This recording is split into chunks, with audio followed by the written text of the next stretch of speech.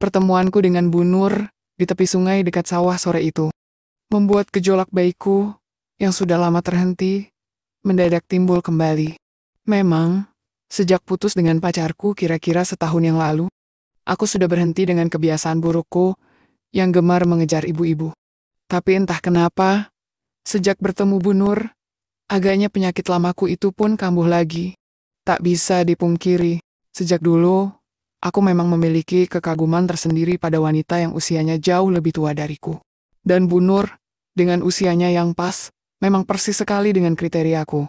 Sejak kuliah aku sudah kerja sampingan, tepatnya di bidang investasi saham. Aku menjadi mahir di bidang itu berkat ajakan teman kuliahku. Selain itu, aku juga dibimbing oleh orang tua temanku hingga akhirnya menjadi cukup profesional. Sebelumnya, sebut saja namaku Tommy. Pada saat kejadian itu, usiaku 25 tahun dan tinggal di desa. Tepatnya di desa di tepi sungai yang akses jalannya sedikit sulit. Kendaraan biasanya akan ramai, hanya jika siang dan sore saja. Berbeda dengan malam hari yang cukup sepi, kecuali saat musim liburan. Berkat usaha sampingan itu, aku bisa membeli sebuah rumah di tepi kota. Meski begitu, aku sengaja tak memberitahu ibuku lebih dulu, lantaran ingin memberi kejutan di waktu yang tepat nanti. Mayoritas warga di desaku bekerja di sawah. Biasanya mereka bertani, ataupun membuat bata bahan bangunan.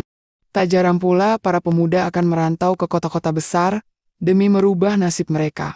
Tapi, lain halnya denganku. Sehari-hari aku hanya di rumah, membantu ibu membuka toko kelontongan untuk kebutuhan kami. Apalagi ayahku juga sudah lama meninggal, membuatku kasihan jika harus meninggalkan beliau sendirian. Pada pertemuanku dengan Bu Nur sore itu, beliau sempat berpesan akan meminjam uang pada ibuku. Dan alasannya, yaitu untuk biaya sekolah putra bungsunya yang duduk di kelas 1 SMP. Aku sendiri sebenarnya malas soal urusan utang piutang, tapi karena ia memelas dan memaksaku. Akhirnya mau tak mau, aku pun meminjamkannya dengan alasan uang itu adalah milik ibuku. Tentunya di balik kebaikan itu, ada rencana khusus yang kubuat untuknya. Kebetulan suami Bu Nur hanyalah seorang buruh serabutan. Jadi, pekerjaannya tergantung siapa yang memberinya pekerjaan. Akhirnya, setelah bertemu tempo lalu, Bu Nur bersedia kusuruh untuk mengambil uang itu di rumahku yang berada di kota. Tentunya dengan alasan tak ada ATM di desa. Aku juga memintanya untuk tak mengatakan pada siapapun, lantaran bisa jadi resiko jika ada yang sampai mengetahuinya. Dan Bu Nur pun setuju saja, serta menyanggupinya. Singkat kata, 2 hari berikutnya, Bu Nur pun datang ke rumahku yang di kota. Sesuai janji, ia datang sendiri menggunakan ojek dan nantinya akan kuantar pulang sampai rumahnya. Ayo, silakan masuk Bu, kataku saat sudah berada di depan rumahku. Iya Tommy, permisi lo ya, sahutnya sambil mengamati sudut rumahku dengan saksama. Mungkin ia heran, lantaran di usiaku yang masih muda, aku sudah terlihat mapan dan berbeda dengan pemuda desa lainnya. Nak Tommy, tinggal sendiri di sini? Aku hanya mengangguk sebagai jawaban. Dan setelahnya aku persilakan Bu Nur duduk di ruang tamu. Sementara aku pun segera mengunci pintu. Oh ya, suami ibu nggak tahu kan kalau ibu kesini? Tanyaku, memastikannya. Lah wong suami ibu lagi ke Semarang kok. Diajak juragan Kosim kirim barang. Aku senyum-senyum sendiri dalam hati mendengarnya. Oh ya Nak Tommy, gimana? Apa uangnya ada? Aku lantas mencoba bicara apa adanya pada Bu Nur soal uang itu. Begini Bu, uang yang akan ibu pinjam itu sebenarnya milik ibu saya. Kalau soal uangnya sih, pasti ada. Tapi, ibu jangan cerita sama ibu saya loh ya. Loh, memangnya kenapa toh? Ya, soalnya ibu saya itu cerewet Bu, soal uang. Tapi, apa ibu beneran mau nerima uang itu? Tanyaku sambil menoleh ke arahnya. Nampak Bu Nur terheran. Ya maulah Nak Tommy. Ibu kan memang lagi butuh biaya toh. Ya udah kalau gitu, ibu akan saya pinjami. Asalkan, kataku sambil mengedipkan mata. Semula, Bu Nur memang tak langsung paham dengan maksud ucapanku. Asalkan apa toh? Aku tak menjawab, dan justru menoleh ke arah perahu motor itu. Bu Nur yang mengerti akan maksudku pun mendelik kaget. Wajahnya berubah merah padam. Aku sempat ragu bersikap seperti itu. Tapi berhubung sudah terlanjur, maka aku pasrah jika akhirnya nanti Bu Nur akan menegurku. "Apa kamu kira? Ibu ini apa?" katanya dengan nada tinggi. "Yah, itu terserah ibu ajalah. Lagian, Tommy kan gak maksa toh Bu," kataku sambil menjaga nada bicara agar terdengar tetap tenang. Rautnya tampak bingung antara menjaga harga diri dan kebutuhan yang mendesaknya itu. Sejenak ia terdiam dan berpikir. Tapi, di saat itulah, aku justru beranjak hendak pergi, seolah menyesal dengan ucapanku tadi. Padahal dalam hati, pikiranku campur aduk, berharap Bu Nur menyetujui usulanku itu. Tapi rupanya, beberapa saat aku melangkah. "Nak Tommy, tunggu." Aku senyum-senyum sendiri, dan sengaja tak menoleh. Aku tahu ia pasti bimbang, dan berat untuk menoyak usulanku itu. "Anak ibu kalau sampai besok nggak bisa bayar, dia nggak bisa ikut ujian, Nak," katanya dengan suara bergetar. Aku tak menjawab, sementara Bu Nur masih berdiri di belakangku. Sampai tiba-tiba, "Ya udah Nak Tommy, ibu oke. Tapi," katanya menjeda ucapannya. "Tapi, apa Bu?" tanyaku sambil menoleh. Nampak ia menunduk malu, tapi, cukup kita yang tahu ya." Seketika aku tersenyum mendengarnya. "Tentu Bu, Tommy janji kok." Bu Nur pun mendongak menatapku. Dan karena tak ingin membuang waktu, maka ku tawik ia menuju salah satu ruanganku. "Ih, buru-buru amat sih Nak," katanya setengah malu, setengah cemas. "Soalnya, dari tadi kepikiran sih Bu." "Hehehe," kataku, sambil mengambil perahu motor itu. Sontak Bu Nur pun kaget. "Walah, kok udah kayak gitu toh?" Memang sejak awal Bu Nur tiba di rumahku, perahu motor itu pun sudah siaga di parkiran dengan sendirinya. "Ya udah Bu, terus gimana ini Belum selesai berkata, Bu Nur justru menimpalinya. "Sst, biar ibu cek dulu ya," katanya yang tiba-tiba mengambil perahu motor tersebut, lalu memberi perhatiannya.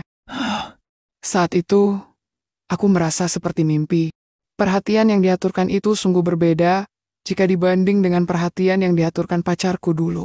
Dan karena tak ingin ia kerepotan sendiri, maka segera ku ubah haluan negara. Dari yang semula menerima, menjadi memberi. "Sasa-sasa buar toh Nak Tommy," katanya tapi tak kuhiraukan ucapannya itu.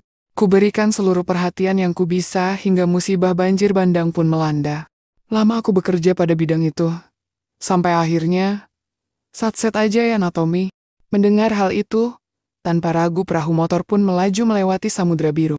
Awalnya memang sedang-sedang saja, tapi kira-kira beberapa menit kemudian, perahu motor melaju dengan volume maksimal dengan sendirinya. Sontak suasana rumah yang semula hening, berganti riuh oleh seruan paduan suara. Tak terhitung berapa varian motor digunakan. Yang terpenting bagiku saat itu, Bu Nur bisa hanyut akan kebaikan-kebaikan mulia itu. Dan rupanya usaha baik itu pun tak sia-sia, lantaran Bu Nur beberapa kali tiba, disusul aku setelahnya. Singkatnya, tak terasa menjelang siang, Bu Nur yang semula sibuk mengatur deru anginnya, akhirnya buru-buru membereskan kabinet, serta segitiga bermuda, bersiap untuk pulang ke rumahnya. Tapi pada saat ia hendak berpamitan, "Oh ya Nak Tommy, kamu ada cucian piring yang kotor nggak? Biar ibu cucikan ya." Sejenak aku heran, lantaran tiba-tiba ia menawarkan hal demikian. "Wah, nggak usah Bu, Tommy nggak ada piring yang kotor kok." "Alah, coba ibu lihat," katanya yang tiba-tiba menuju dapur, dan menemukan beberapa gelas kopi kotor di sana. "Lah itu, apa ayo, udah nggak usah repot-repot Bu, Tommy bisa nyuci sendiri kok." Namun ucapanku tak digubrisnya. Ia lantas membawa gelas itu ke belakang dan mencucinya di dekat sumur. Sejenak aku bersandar di ambang pintu dapur sambil mengamatinya. Entah kenapa, memperhatikan cara mencucinya yang lincah sungguh membuatku terkesima. "Jangan capek-capek toh Bu," kataku pelan sambil memiuknya dari belakang. Sontak Bu Nur terkesiap. "Ih, Nak Tommy ngagetin aja toh. Ibu lagi nyuci. Kok malah diwodain sih?" Aku tak menjawab. Dan alhasil, aku menemaninya hingga selesai sambil bercanda dengannya. Dan sebelum pulang, tak lupa aku berikan amplop berisi dana dengan jumlah yang dibutuhkannya. Selain itu, Aku juga meminta Bu Nur untuk merahasiakan apa yang telah tadi kami lalui bersama. Waktu pun terus berjalan. Beberapa hari setelahnya, aku kembali mendapat keberuntungan. Saham yang kujual, rupanya mendapat untung besar. Alhasil, uang hasil saham itu pun sebagian kugunakan untuk syukuran dengan teman-teman dan keluarga, dan sebagian lagi kutabung untuk keperluan dadakan yang mungkin saja dibutuhkan. Sementara Bu Nur, sejak beberapa hari setelah peristiwa itu, tak ada lagi kabar. Kupikir ia sudah lupa dengan pinjamannya padaku. Tapi, rupanya tidak. Kira-kira seminggu kemudian, aku mendapat pesan WA dari ibu dua anak itu. Semula aku kira ia windu dengan kebaikan yang kuberikan seperti waktu lalu. Tapi, rupanya tidak juga. Bu Nur justru mengatakan, jika salah satu temannya, Bu Lilis sedang butuh dana juga. Memangnya, ibu cerita sama Bu Lilis ya? Tanyaku melalui pesan WA. Enggak kok Natomi, ibu cuma ngasih saran aja sama dia, biar pinjam ke ibunya Natomi. Tolong sampaikan ke ibumu ya nak, katanya yang kubalas. Iya bu, kupikir, memang ada saja ibu-ibu di desaku. Kebanyakan dari mereka sering pinjam dana pada tetangga. Sampai esok harinya, tepat pagi-pagi sekali, ibuku mendapat telepon dari anggota PKK jika ada pertemuan dadakan. Dan sayangnya, belum sempat mengatakan pesan Bu Lilis kemarin, ibuku buru-buru berangkat pergi. Kupikir, mungkin sepulang ibu saja, aku memberitahu pesan Bu Lilis itu. Akhirnya pagi itu, aku sendirian yang menjaga toko ibuku. Dan barulah menjelang siang, aku menutup toko untuk istirahat sejenak. Tapi ketika toko tutup, dan aku hendak melangkah ke rumah, mendadak Bu Lilis datang menemuiku. Ibunya, ada Natomi? Tanyanya sambil berdiri di ambang pintu. Ibu lagi ikut pengajian PKK, Bu. Memang Bu Lilis mau beli apa? Tanyaku pura-pura tak tahu. Padahal aku tahu, maksud Bu Lilis mencari ibuku. Enggak kok Natomi. Ibu cuma ada perlu sedikit sama ibumu. Perlu apa sih, Bu? Biar nanti Tommy yang sampaikan. Akhirnya, saat itu juga Bu Lilis menjelaskan persis seperti apa yang Bu Nur katakan kemarin. Hanya saja, wajahnya begitu memelas, meski tak mengurangi kecantikannya. Ya, Bu Lilis memang lebih cantik daripada Bu Nur sahabatnya. Memangnya, butuh berapa sih, Bu? 1 juta aja kok, Tom. Kayaknya kalau segitu, ibuku nggak ada, Bu. Soalnya kemarin, ibu baru kulak buat toko. Tapi, kalau mau, saya ada kok, Bu. Kataku sambil menyeringai. Ya udah, Natomi. Kalau gitu, ibu pinjam sama kamu aja ya. Mendengar itu, aku pun bersorak riang. Lantaran yakin, jika nantinya, aku akan mendapat keberuntungan. Boleh saja kok, Bu. Tapi, aku sengaja menjeda ucapanku. Tapi, apa toh nak Tommy? Tapi Bu Lilis janji. Jangan marah loh ya. Nampak ia sedikit terheran. Sebelum akhirnya mengangguk. Gini Bu, Tommy kan sudah lama nggak pacaran.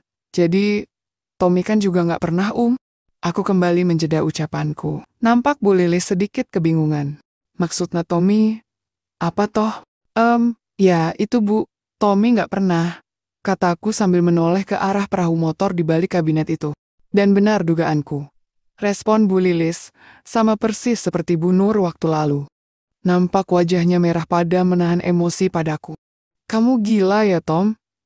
Ibu ini bukan orang kayak gitu, katanya sambil membuang muka. Sementara aku berusaha bersikap setenang mungkin. Tommy nggak maksa kok, Bu. Semua kan terserah ibu. Aku tahu. Ia pasti berpikir keras tentang usulanku.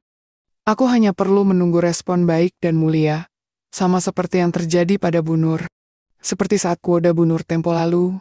Lagi-lagi, aku meninggalkan Bu Lilis yang nampak berpikir.